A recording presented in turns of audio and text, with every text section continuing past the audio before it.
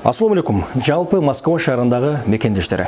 Барыңыздарға Рамазан айы құт болсын. Урматтуу мекендешим, біз азыр Замзам халал чайханасындабыз. Замзам чайханасы Рамазан айы урматына сонун бир сооп ишке кол сунуп тур.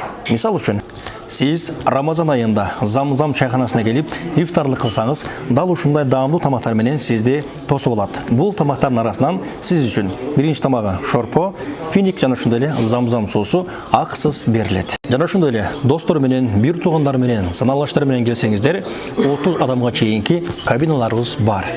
Дагы бир айта кетчү нерсе, биздин ашкана күчтүү поварлар менен толукталды. Мындан ары сиздерди дагы да болсо жаңы жана даамдуу тамактар менен тосуп алабыз.